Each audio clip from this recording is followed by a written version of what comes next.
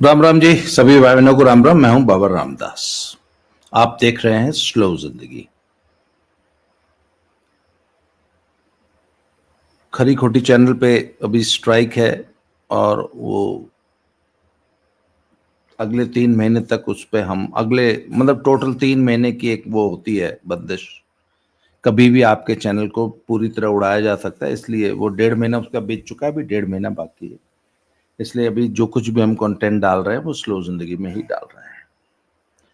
आ जाते हैं जरा कल की दो घटनाक्रम पे। राहुल गांधी अपने कांग्रेसियों का एक कोई जमावड़ा था, पता नहीं, शायद कांग्रेस वर्किंग कमेटी की बैठक थी या क्या थी, कोई मतलब बहुत बड़े हॉल में दिल्ली में सब लोग बैठे थे, बड़े वाले सब जितने भी कांग्रेसी हैं। तो उनको कल संबोधित कर रहे थे, 30 मिनट का एक भाषण दिया है। उस पे उन्होंने बोला है कि मेरे पास प्रूफ है, मेरे पास प्रूफ्स का पुलिंदा है, वो एटम बम है। अगर जिस दिन मैं वो एटम बम फोड़ दूंगा, बहुत जल्दी फोड़ दूंगा, इलेक्शन कमीशन जो है वो खत्म हो जाएगा, इस देश से गायब हो जाएगा। पता नहीं क्यों इलेक्शन कमीशन को देश से गायब करना चाहते हैं। और हम डरने वाले लोग नहीं हैं।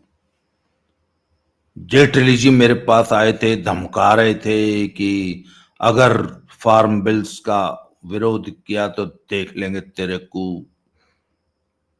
मैंने कहा तुम मुझे जानते नहीं हो, हम किसी से डरते नहीं हैं, हम डरने वाले लोग नहीं हैं। तुमको पता है तुम किससे बात कर रहे हो? खैर वो बाद में कल शाम को क्लियर हो गया कि जेटली जी तो 13 महीना पहले जब ये फार्म बिल लोकसभा में इंट्रोड्यूस हुए, पास हुए, उससे 13 महीने पहले ही अरुण जेटली जी मर गए थे। तो कल हमने और संजय दीक्षित जी ने और अवनीश भाई ने एक वीडियो किया जयपुर डायलॉग्स के लिए। तो उन्होंने पूछा रही ये क्या हुआ। मैंने कहा जी, संजय दीक्षित जी आपने कभी भांग खाई है? भांग तो जो आदमी भांग खाता है ना, तो ना उसको ऐसे ही उल जलूल ख्याल आते हैं। कई बार भगवान से वो बातें करने लगता है। तो युवराज जो है, मुझे लगता है इतना बड़ा अंटा उन्होंने भांग का लगा दिया था, क्योंकि युवराज पे अन्य सूखे नशों का आरोप लगता रहता है। पता नहीं अब उसमें कितनी सच्चाई है, पर भांग तो पक्का खाई है बंदे ने। या सफेद झूठ बोल रहा था और पकड़ा गया। मुझे जेटली ने धमकाया फार्म बिल्स पे, इसे कहते हैं सफेद झूठ। वो बॉबी फिल्म का गाना है ना, झूठ बोले कौवा काटे। राहुल जी कौवे काट लेंगे, ऐसे झूठ मत बोला करो। और राहुल जी, गूगल का जमाना है, पहली बात सोशल मीडिया का जमाना है। आप कुछ भी बोलते हैं, दुनिया तुरंत गूगल करती है आजकल। बच्चे जो गांव के जो लेडीज है ना, औरतें, गृहिणियां गांव की, वो भी गूगल कर लेती हैं आजकल तो। और दूध का दूध, पानी का पानी हो जाता है 1 सेकंड। हम लोग वहां वीडियो बनाते बनाते, बात करते करते गूगल खोल लेते हैं, कुछ बात होती है तो क्रॉस चेक कर लेते हैं, फैक्ट चेक कर लेते हैं। और अगर कोई झूठ बोलता है तो नीचे कमेंट बॉक्स खुला है। पुराने जमाने का टीवी नहीं है ये कि एंकर कुछ भी बोल के, न्यूज प्रेजेंटर कुछ भी बोल के, कोई भी प्रोपेगेंडा करके, सरकार का गुणगान करके या किसी भी नेता का गुणगान करके चला जाता था और हम सिर्फ देख के चुप हो जाते थे। अखबारों में कुछ लोग सिर्फ चिट्ठियां लिख देते थे, और जो अखबार है वो 2-4 मैगजीन और अखबार 2-4 चिट्ठियां छाप देता था, पाठकों के पत्र टाइप। अब सोशल मीडिया है, आपने कोई भी बात बोली सच्ची या झूठी, 1000 आदमी नीचे आ जाता है और सच्चाई बता देता है, विद फैक्ट्स लिंक्स डाल देते हैं। तो अभी पीछे कोई बात हुई, तो किसी एक आदमी की बात चल रही थी, तो 2-3 लोग ऐसे आ गए, बोला जी बिल्कुल पड़ोस में मेरा घर है उस आदमी की, पता नहीं किसकी बात थी, मुझे याद नहीं आ रहा। तो वहां पे एक व्यक्ति बोला जी बिल्कुल नेक्स्ट, दीवार से दीवार सटी हुई में, हाँ ये सेंगर की बात चल रही थी। वो सेंगर जिस पे आरोप थे, तो हमने सेंगर पे कोई, मैंने फेसबुक पोस्ट लिखी थी, तो वो आदमी बोला जी बिल्कुल पड़ोस का घर है मेरा, ये है स्टोरी उसकी। तो भैया फिर सोशल मीडिया में लोग 1 मिनट में सच्चाई खोल के रख देते हैं, अब आप झूठ नहीं बोल सकते। तो उन्होंने झूठ बोला कि मुझे जेटली जी ने धमकाया, और तुरंत आ गया खंडन कि तब जेटली जी तो 1 साल पहले ही मर गए थे। खैर था, इसके अलावा उन्होंने जो झूठ बोले हैं कि 6.5 लाख वोट पड़े लोकसभा में, लोकसभा का इलेक्शन तो रिग्ड था, मोदी जी तो वोट चुरा के और रिगिंग करके और ऐसे करके और वैसे करके देश के प्रधानमंत्री बने, 15 अगर सीटें और रिग्ड हो जाती तो बिल्कुल भी प्रधानमंत्री नहीं बनते, तब तो मैं बनता। हमारा इलेक्शन उन्होंने चुराया है। 6.5 लाख वोटर का कहीं किसी एक कॉन्स्टिट्यूंसी में कहते हैं हमने एक एक वोटर का मिलान किया, 6.5 लाख वोटर हैं उसमें, 6.5 लाख वोट पड़ी है जिसमें से 1.5 लाख फर्जी है। और इस तरीके से महाराष्ट्र में 1 करोड़ वोटर फर्जी, 1 करोड़ वोटर इन्होंने जोड़ दिए, बिहार में घटा दिए।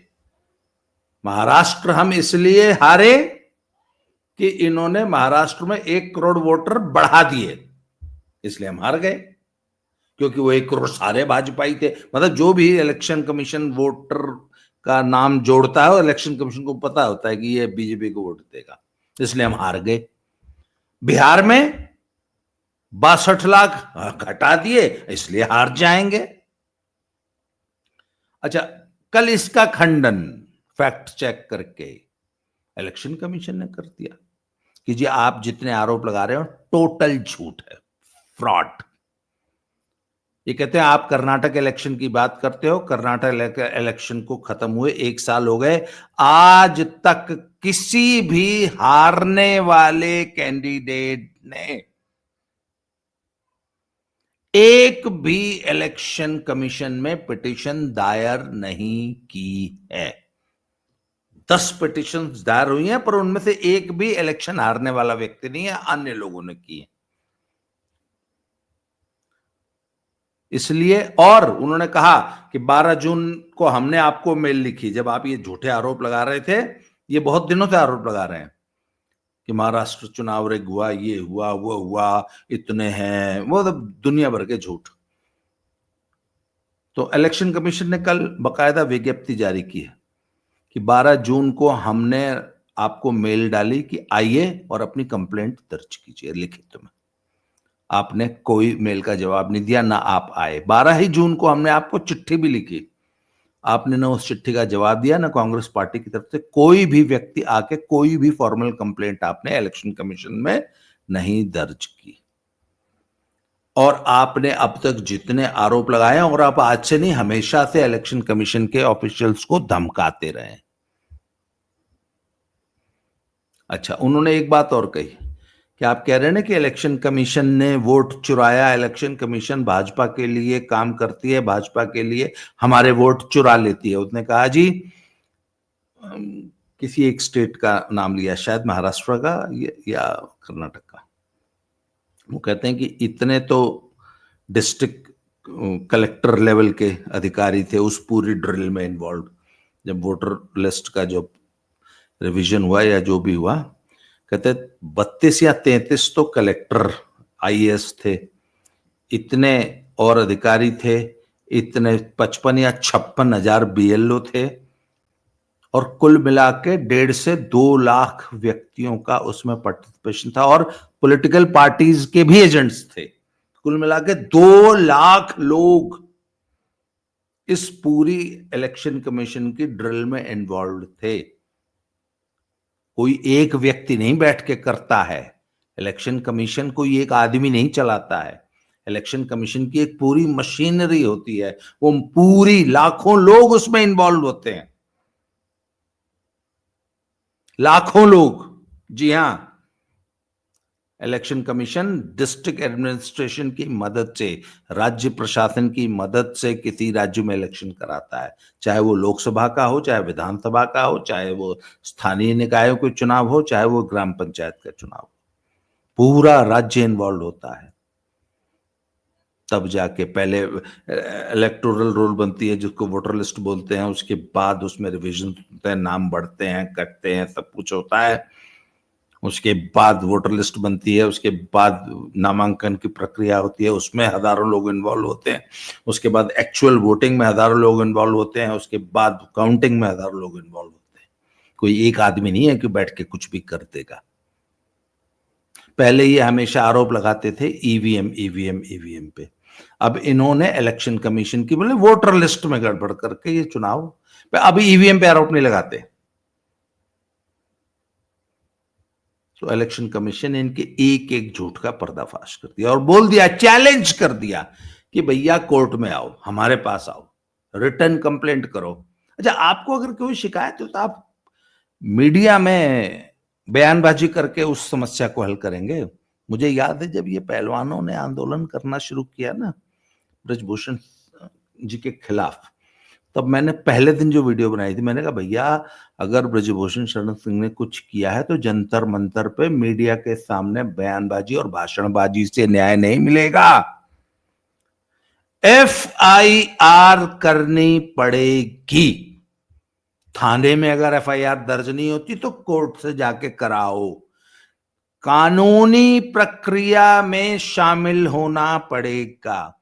राहुल गांधी को भी यदि कोई समस्या है तो इस देश में संवैधानिक व्यवस्था है, इलेक्शन कमीशन में पिटीशन दीजिए, वहां पे रिटन कंप्लेंट कीजिए, और कोर्ट खुले हुए हैं, हाई कोर्ट से लेकर सुप्रीम कोर्ट तक है, जाइए वहां कंप्लेंट कीजिए।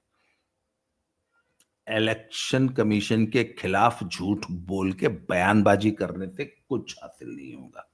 इलेक्शन कमीशन ने कह दिया है अपने सारे कर्मचारियों से और जो भी लोग उनके लिए काम कर रहे हैं कि अपना काम करते रहिए, इसकी गीदड़ भपकियों से डरने की जरूरत नहीं है, हमने कुछ भी गलत नहीं किया, हम एकदम सही काम कर रहे हैं। कल एक और झूठ हुआ था तेजस्वी यादव का, कहता मेरा नाम काट दिया, मेरा नाम काट दिया 5 मिनट के अंदर। मैंने बोला ना भैया सोशल मीडिया का जमाना है। पटना में प्रेस कॉन्फ्रेंस कर रहा था कि देखो मेरा नाम ही काट दिया, अब मेरा नाम ही वोटर लिस्ट में नहीं तो मैं तो चुनाव ही नहीं लड़ सकता। वो पटना प्रशासन ने, पटना एडमिनिस्ट्रेशन, जो जिला एडमिनिस्ट्रेशन था, अभी वोटर लिस्ट फाइनल नहीं हुआ, वहां एसआईआर चल रहा है, स्पेशल इंटेंसिव रिवीजन। उन्होंने तुरंत जो ड्राफ्ट था वोटर लिस्ट का उसमें निकाल के तुरंत जारी कर दिया, फोटो पूरे सोशल मीडिया पर वायरल हो गई, सारी दुनिया लगी गरियाने का, अबे 9वीं फेल, तुझे नाम ही नहीं ढूंढना आता, अबे मदरसा छाप, पढ़ा लिखा होता तो तू अपना नाम ढूंढ लेता, तू है अनपढ़ आदमी, तुझे यही नहीं पता वोटर लिस्ट में नाम ढूंढते कैसे हैं, कैसे मिलेगा तुझे, वो देख ढूंढ के ला दिया, पूरे हिंदुस्तान में वो इसके नाम वाली ड्राफ्ट लिस्ट वायरल हो रही है। चक्कर क्या था, इसके पास रहे होंगे 2 नंबर, ये किसी और नंबर से ढूंढ रहा था। तो जब आप 2 जगह एक ही राज्य में या देश में अगर आपके पास 2 वोटर कार्ड है तो एक तो नाम कट गया, तो जो कट गया है वो उसको ढूंढ रहा था, उस नंबर से ढूंढ रहा था, बोला मेरा नाम ही कट गया। बोला वो एक जगह कट गया बेटा, दूसरी जगह है, एक ही जगह रह सकता है, आप इस देश में सिर्फ एक ही जगह वोट दे सकते हैं। हालांकि पहले कई लोग पुराने जमाने में जब डिजिटल वो नहीं था तो 2-2 4-4 जगह वोट डलवा के रखते थे, दुनिया भर की फर्जी वोटिंग होती थी। और अच्छा एक चीज, इस देश में चुनाव लूटने की, बूथ कैप्चरिंग, फर्जी वोटिंग की सारा मैकेनिज्म, ये जो गुंडे बदमाशों से बूथ कैप्चर कराना, बंदूक के बल पे वोटर को बूथ तक नहीं आने देना, वो जो बैलेट बॉक्सेस होते थे उनके अंदर स्याही डाल देना, उनको कुएं में फेंक देना, उनको तालाब में फेंक देना, ये सारे कुकर्म कांग्रेस के दिए हुए हैं इस देश को, कांग्रेस को और इन ये गुंडों वाली पार्टियों को, समाजवादी पार्टी और लालू की पार्टी को। यूपी बिहार में जब से ये आई है ना ईवीएम, रिगिंग ही बंद हो गई। अब कोई बूथ कैप्चरिंग नहीं कर सकता। पहले तो 1 घंटे में 1000 वोट ठप्पर डाल के भर देते थे। जब देख लिया कि हार रहे हैं तो वो बैलेट बॉक्स उठा के जो है उसके अंदर स्याही डाल दी, जैसे सब में स्याही लग गई, सारे वोट कैंसिल, या तालाब में फेंक दिया। बैलेट बॉक्स तालाब में, कुएं में फेंक देते थे, छीन लेते थे। और ये सारे कुकर्म इस देश में कांग्रेस, ये जितनी भी बूथ कैप्चरिंग, गुंडे बदमाशों को टिकट देना, टिकट बेचना, बूथ कैप्चरिंग करना, गुंडई करके लोगों को बूथ पर आने से रोकना, उसके अलावा वोटर को रिश्वत देना, दारू पिलाना, साड़ियां बांटना, पैसे देना, ये सारी चीजों की शुरुआत इस देश में खुद इसी राहुल गांधी की पार्टी, इसकी दादी, इसके बाप, इसकी दादी और इसके दादी के बाप के कारनामे है ये। आपको मालूम है इस देश में पहली रिगिंग कब हुई थी? और जब ये इस देश का जो पहला चुनाव हुआ था तो कांग्रेस का एक बहुत बड़ा नेता, तो उसका नाम भूल गया, दर्शक जो है नीचे बता देंगे, और आई थिंक मुरादाबाद या रामपुर से, यस रामपुर से एक बड़ा कोई कांग्रेसी हार गया। तो नेहरू ने स्पेशली उस जिले के कलेक्टर को फोन किया था कि अगर वो हार गया ना तो बेटा तू अपनी दूसरी नौकरी ढूंढ लेना। उसने हारे हुए को जिता दिया। 1950 में ये पहला बूथ कैप्चर, पहला चुनाव चुराना हो चुका था और नेहरू जी ने किया था। और छोड़ो, नेहरू का पूरा पॉलिटिकल कैरियर ही चुनाव चुरा के शुरू हुआ था। इस किताब, ये वो है, थोड़ा सा मिरर है इसलिए आपको ये किताब सुन रहे हैं, 97 मेजर ब्लंडर्स ऑफ नेहरू, ये अभी मंगाइए, कल ही आई है। इसका जो पहला ब्लंडर है ये भी सुन लीजिए, नेहरू फाइल्स, नेहरू की 127 ऐतिहासिक गलतियां, ये लिखी है जी रजनीकांत पुराणिक ने। ये पहले इंग्लिश में लिखी थी, उसमें 97 ब्लंडर्स का जिक्र है, इसमें 127 ब्लंडर थी, हिंदी में दूसरा एडिशन आया था। इसमें जो पहला ब्लंडर दिखाया कि कांग्रेस का प्रेसिडेंट पटेल को बनाने के लिए 12 जो है कांग्रेस वर्किंग कमेटी ने राज्यों की, पटेल का नाम लिया था, 3 ने किसी का नाम लिया था, नेहरू का एक ने भी नाम नहीं लिया था। गांधी ने जबरदस्ती करके पटेल को बिठा के नेहरू को बना दिया था। राहुल जी, इस देश में लोकतंत्र चुराने की, इलेक्शन चुराने की, जबरदस्ती भाई भतीजावाद, परिवारवाद की शुरुआत आपकी दादी के बाप ने कर दी थी 1929 में। इस किताब को आज से पढ़ना शुरू किया है। इस पे, इसकी नेहरू की एक एक ब्लंडर पे वीडियो बनाऊंगा। जयपुर डायलॉग्स वाले संजय दीक्षित जी ने भी 5 वीडियोस की एक सीरीज बना रखी है इस पे। तो मैंने कहा इस देश में जितनी चोरी चकारी, लूट, भ्रष्टाचार, वोट चुराना, वोट की लूट, इलेक्शन कमीशन कुत्ता बना के रखना, इलेक्शन कमीशन नाम की चीज ही नहीं होती थी। वो नवीन चावला को चीफ इलेक्शन कमिश्नर किसने बनाया था? कांग्रेसियों ने बनाया था ना। इनका गुलाम, पट्टा डाला हुआ गुलाम कुत्ता था वो नवीन चावला। शाह कमीशन में उसके खिलाफ इतनी भयानक टिप्पणियां की थी इमरजेंसी के दौरान, जो वो कलेक्टर हुआ करता था, तो उसने क्या क्या किया था इंदिरा गांधी की कहने पे और संजय गांधी की कहने पे। उस आदमी को तुमने चीफ इलेक्शन कमिश्नर बनाया था। ये तो इलेक्शन कमीशन में किसको सीईसी बनाना है, इसकी तो संवैधानिक प्रॉपर व्यवस्था तो आप बनिए भी चाहते। पहले तो इंदिरा गांधी और राजीव गांधी और नेहरू चाहे जिसको चाहते थे उसको बना लेते थे। व्यवस्था नाम की चीज ही नहीं थी। तुम अब लोगों को पाठ पढ़ा रहे हो झूठ बोल के। कल उस 30 मिनट के उस भाषण में राहुल गांधी ने एक और झूठ, वो पुराना वाला राफेल वाला, वो भी बोलना शुरू कर दिया। हे राफेल में इतना गड़बड़ हुआ, कोई और देश की सरकार होती तो गिर जाती। अब तुम टकरे मार के तुम सुप्रीम कोर्ट से वापस आ गए, सुप्रीम कोर्ट ने तुमको जूतों से पीट के बकाया, भाग, झूठ बोलता था, कुछ नहीं। कोई उसमें भ्रष्टाचार कुछ नहीं हुआ है। ये अभी भी उस झूठ को पकड़ कर रो रहा है। एक और सफेद झूठ बोलता है, हमको वोटर लिस्ट नहीं देता इलेक्शन कमीशन, जिस फॉर्मेट में हम मांगते हैं हमको नहीं देता। ये पता नहीं कोई पीडीएफ मांगते हैं, क्या मांगते हैं, डिजिटल मांगते हैं, जो भी है, कहता है हमको जो वोटर लिस्ट दी थी उसकी स्कैन नहीं हो सकती कॉपी की।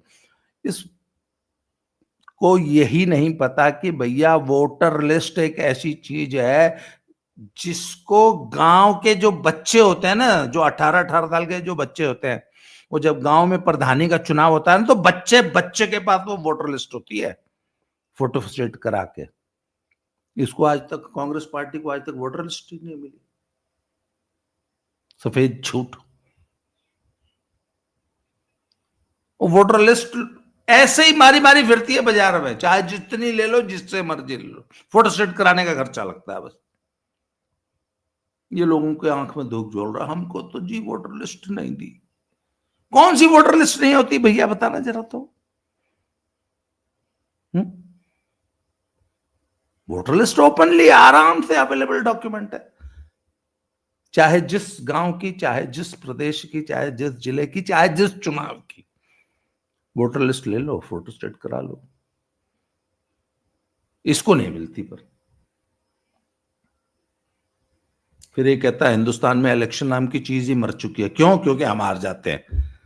जब ये जीत जाते हैं तब नहीं इलेक्शन डेड है, हमारे हारते इलेक्शन डेड है। ये ना, वो कल इसने एक बात बार बार ये कह रहा था कि साहब हम तो सड़क पे लड़ सकते हैं, हम तो ये कर सकते हैं, हम तो सड़क की लड़ाई लड़ सकते हैं, इलेक्शन कमीशन या सरकार के खिलाफ हम कोर्ट में नहीं लड़ सकते, इसलिए कोर्ट में तो आप लोग भी लड़ोगे। वहां उसने वकील बिठा रखे थे, अभिषेक मनु सिंघवी जो है वो मंच पे बैठा था, चिदम्बरम का भी नाम बार बार ले रहा था, कपिल सिब्बल हालांकि इनकी पार्टी में इनको लात मार के चला गया, समाजवादी पार्टी से सांसद है, उसका भी नाम ले रहा था कि हम जरूरत पड़ेगी तो कपिल सिब्बल के पास भी चले जाएंगे।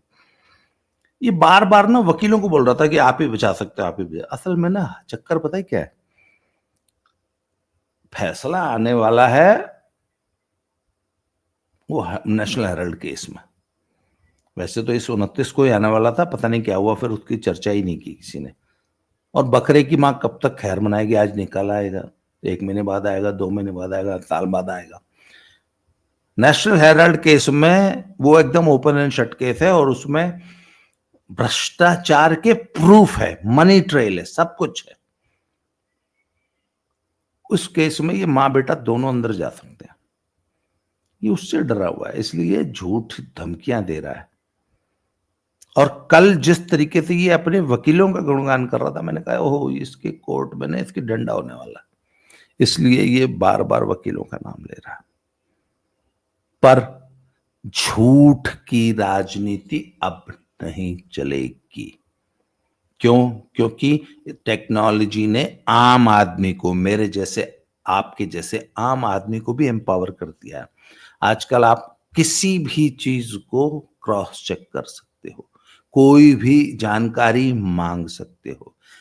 10 रुपए के स्टैंप पे, वो क्या नाम, पोस्टल ऑर्डर के साथ आरटीआई डाल दो, कैसी भी जानकारी किसी भी सरकारी विभाग से 1 महीने के अंदर आपके पास आ जाएगी। पुराने जमाने नहीं रहे, इसलिए झूठ की राजनीति राहुल जी, तेजस्वी जी या अखिलेश जी नहीं चलेगी। जनता आपके झूठ को पकड़ लेती है और उसके बाद फिर आप मीम मटेरियल बन जाते हैं।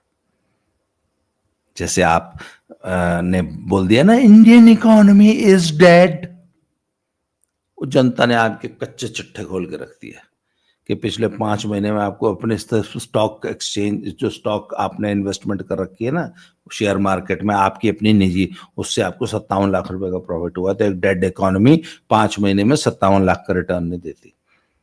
आपने उस डेड इकोनॉमी में शायद 30-40 करोड़ रुपए इन्वेस्ट कर रखा है राहुल गांधी ने, स्टॉक वॉक ले रखे हैं शेयर मार्केट में। तो एक डूबती हुई डेड इकोनॉमी में कोई पैसा इन्वेस्ट नहीं करता। आपने 50 करोड़ रुपए इन्वेस्ट कर रखा है, इसका मतलब Indian economy is not dead. हाँ, आपकी इकोनॉमी डेड हो सकती है क्योंकि आपको, इस देश को, आपको जो खानदानी हक प्राप्त था ना लूटने का, आपको और आपके राष्ट्रीय जीजा जी को, अब आपको वो लूटने का हक नहीं रहा, इसलिए आपको लगता है यार ये आवर इकोनॉमी है। इंडिया अलायंस की इकोनॉमी, इंडिया, उसको भी तो तुम लोगों ने इंडिया नाम दिया था ना, India alliance, INDI alliance, India, INDIA, उसकी इकोनॉमी डेड है, ये तो मानते हैं। अगर इंडी अलायंस की बात कर रहे थे तब तो इकोनॉमी डेड, और बेटा डेड ही रहेगी, फिक्र मत करो। आज के लिए इस वीडियो में इतना ही, अगली वीडियो में फिर मिलते हैं किसी नए टॉपिक से। थैंक यू वेरी मच, जय श्री राम।